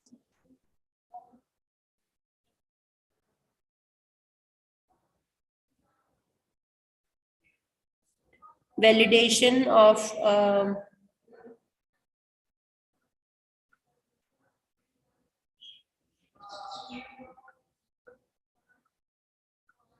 existing instruments for specific purposes, contexts, and populations, then examples of measurement projects,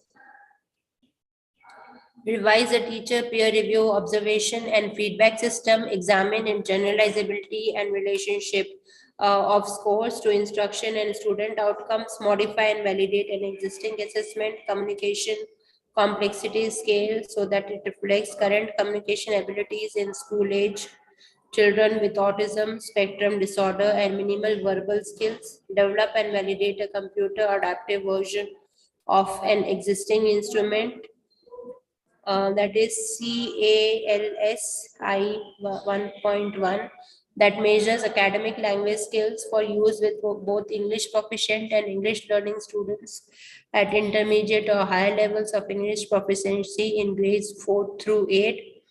Then when you're exploring, identify relationships between individual educators, school and policy level characteristics and education outcomes, identify factors that may influence or guide those relationships, possible methodological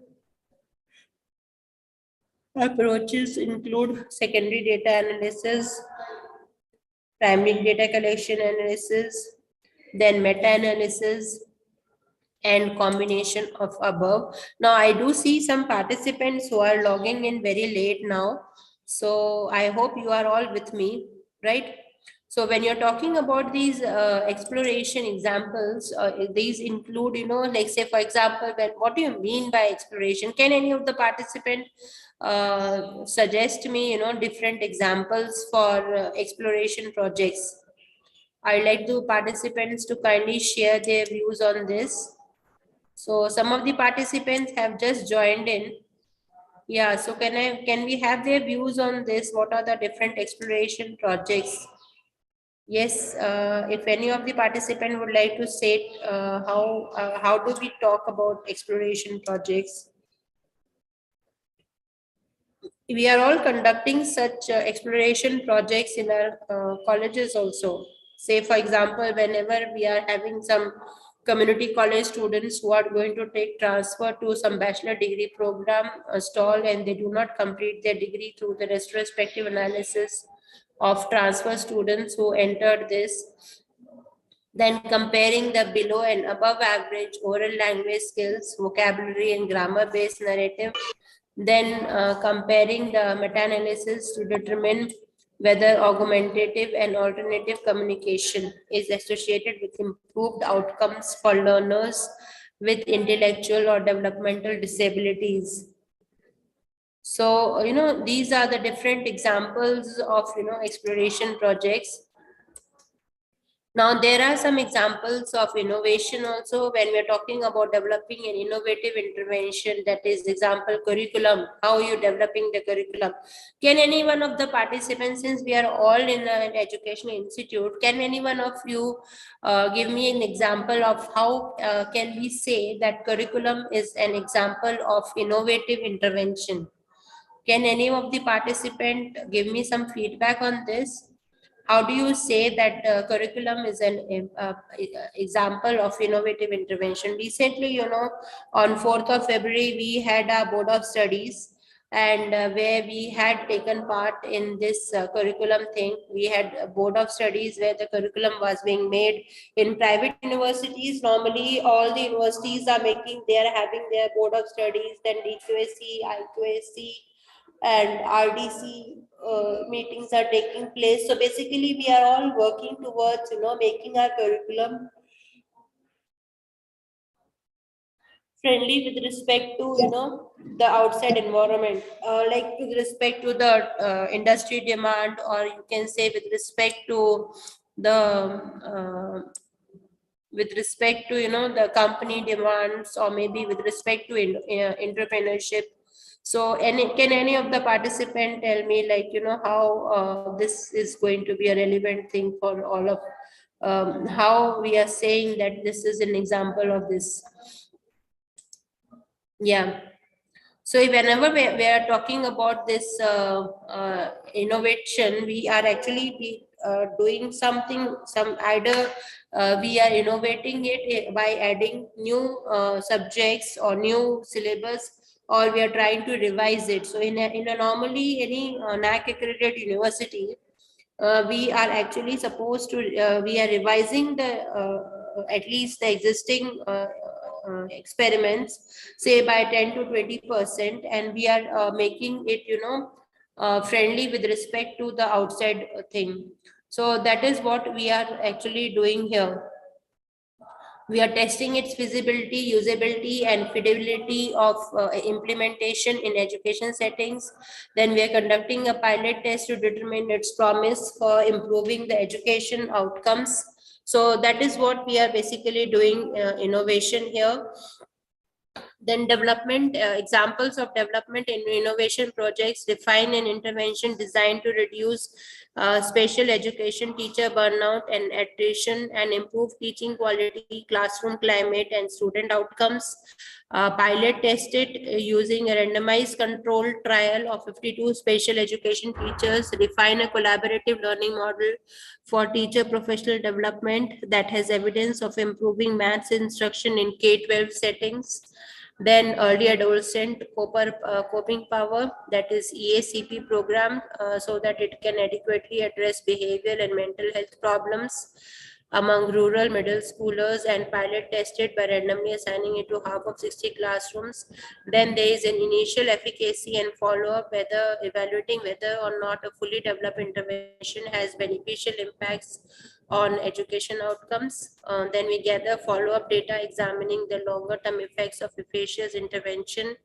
Then the dissemination history and plan to disseminate project findings so that the findings make meaningful contributions to education policy and practice. Described your history of disseminating research findings and products to demonstrate your ability and capacity to disseminate to a range of audiences, including educators, policymakers, parents, and general public, and place this plan in appendix. So this is how, you know, we are actually disseminating the history, and we are making further plan for, you know, doing innovation and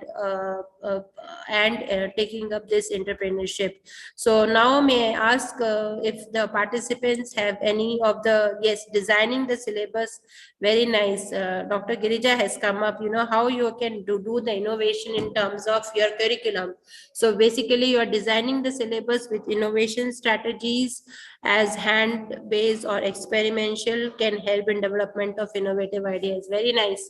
First time one participant has come up, so I must congratulate the organizers that, you know, the participants are definitely coming out with something new.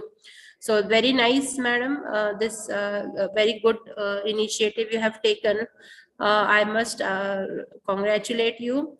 And I must request other participants also to give their input on this. Can you give some input on how this project findings are, you know, how do we disseminate the history and plan when you are doing the dissemination of the project findings? How do they make meaningful contributions to education policy and practice? Yes. So can we have some input on this? And describe your history of disseminating research findings and products to demonstrate your ability and capacity to disseminate to a range of audiences, including educators, policymakers, parents, and general public. So can I have some participants' view on this? Like, how is it possible? How do you do this dissemination of project findings? And how does this help in the, you know, innovation, and how does it help in, you know, entrepreneurship? So can we have some participants feedback on this? Yes, can we have some participants feedback on this? So as I understand, you know, when you're talking about the development and innovation of the projects, basically you are refining the intervention here, which is intervention designed to reduce the special education teacher burnout and attrition and improve teaching quality and classroom climate and student outcomes, and pilot tested using a randomized controlled trial of 52 special education teachers, then refining a collaborative learning model for teacher professional development, which has an evidence of improving math instruction, then adapt the early adolescent coping power, that is EACP program, so that it can adequately address behavioral and mental health problems among rural middle schoolers, and pilot tested by randomly assigning it to half of 60 classrooms. Yes, can we have some more feedback on this? Yes, so I must say this is, you know, how you are doing the innovation in terms of curriculum is actually, you know, very much required nowadays, because, you know, you need to make the student employment friendly. They should be able to get the employment also, or they should be able to develop their own entrepreneurship, you know, start up their own business. So this is possible only if the students are, you know, encouraged to uh, think beyond the curriculum, and that is possible only if we have these policies embedded in our curriculum, that the students are actually forced to do some brainstorming. So nowadays, you know, the education institutes are being forced to implement this. They are actually doing a lot of courses here from LinkedIn and Coursera and SWAM and online portal. Even, you know, the AICT has come up with this initiative where the, you know, the teaching of, you know, the technical things, technical subjects is being converted into 14 regional languages. So like Hindi, Tamil, Telugu, Marathi. So because of that, what is happening here is that, you know, the teachings have been converted into the regional languages, and the students are being, you know, students are being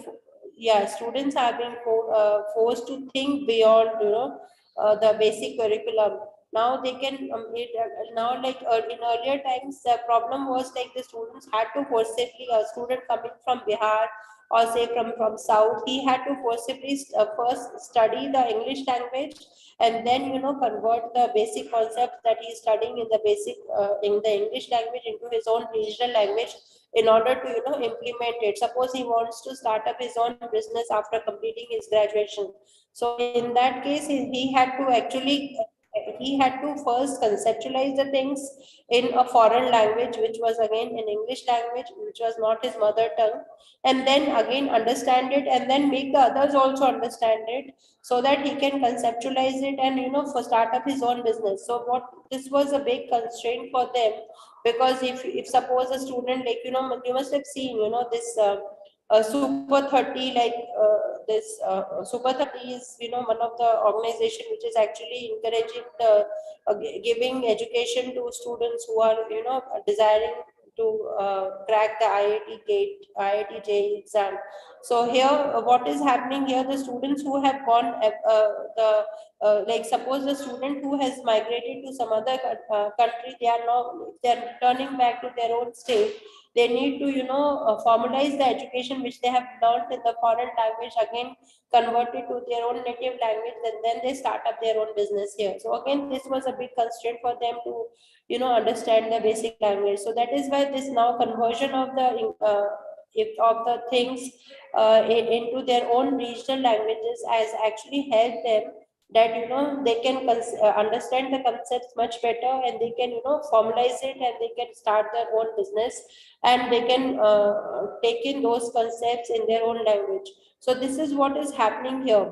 So that is why, translation of the concepts into their own language is actually becoming an in thing now. So that is why this is very much required, that innovative intervention is very much required. And that is why the topic which we have taken up in today's study, today's seminar, is actually related to entrepreneurship and innovation, so that the students are actually, yes, starts up ideas which are even very small can be promoted in colleges and schools, and a trade fest can be, yes, in the campus, so that all will come up with various entrepreneurship ideas. Yes, very good, Girija madam, very good, very nice.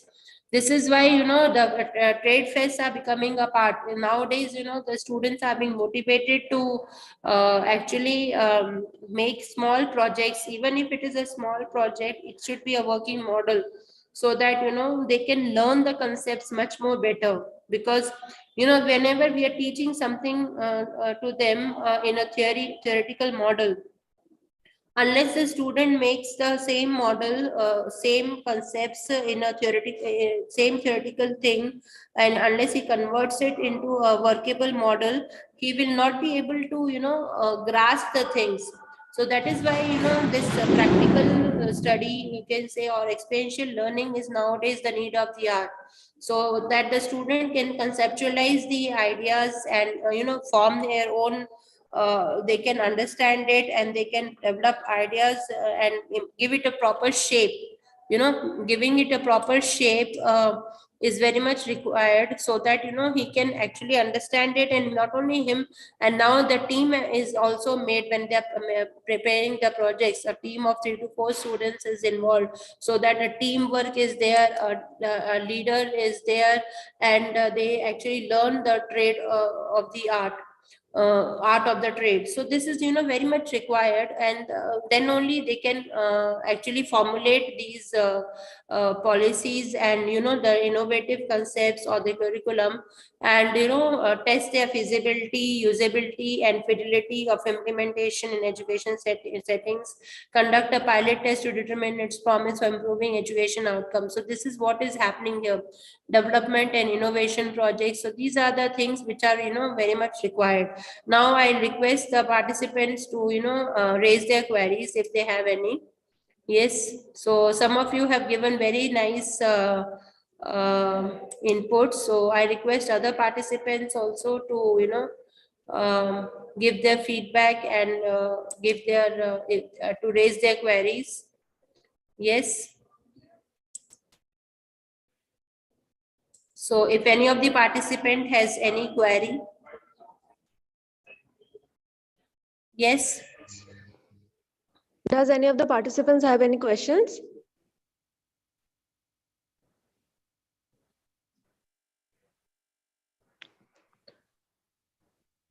So Dr. Girija has very actively participated. So I request any of the participant, if they have anything to say or any idea which has come up to them during the course of the, yes, Dr.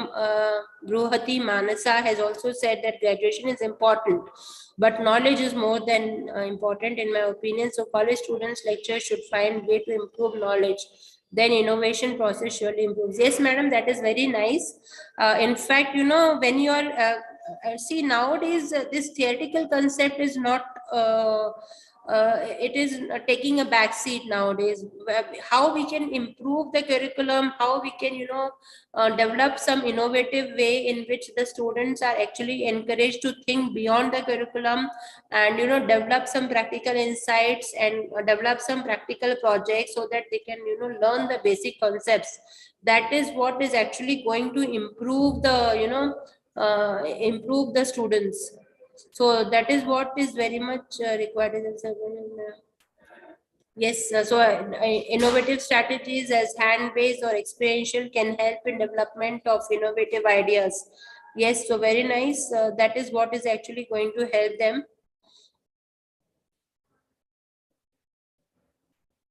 Yes, so Dr. Broti Manasa has said very correctly. Then Dr. Girija has said something very nicely. The trade fest should be encouraged, and then it will develop entrepreneurship ideas and innovative ideas, and it will encourage the students to, you know, take part in outside fest. Nowadays, this hackathons are going on, so this is, you know, an opportunity where the students are motivated to learn something, to compete with their peers, and, you know, they learn also the concept much faster. So that is why, you know, this national level hackathons are going on where the students are, you know, encouraged to participate and, you know, compete within them, and then they are developing some new projects also for taking part in hackathons. So this is the need of the hour. So I'd like to request any of the participants if they have any query. Yes. If you have any query. Does anyone have any questions?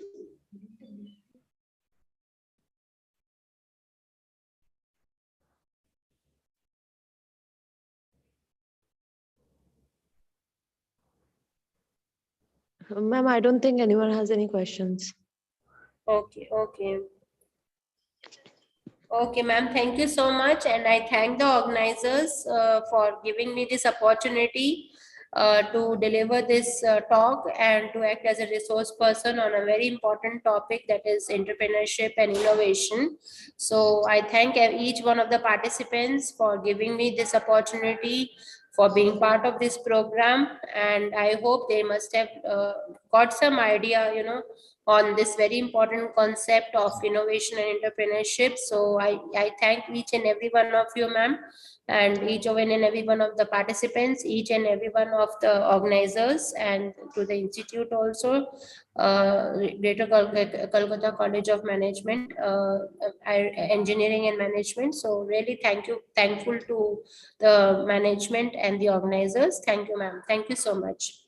Thank you, ma'am, for your time and sharing your thoughts. I'll ask our host to share with a digital memento. Yes, ma'am. Thank you so much, ma'am. Thank you. Ma'am, please stay connected. We're sharing a digital memento. Yes, ma'am. Thank you so much. Thank you, ma'am. Thank you, everyone. Please fill up the feedback form. Thank you. Thank you, ma'am. May I leave, ma'am? Yes, ma'am. So we have our next day session from the same time, 1 p.m. tomorrow. I'll ask everyone to please join tomorrow as well.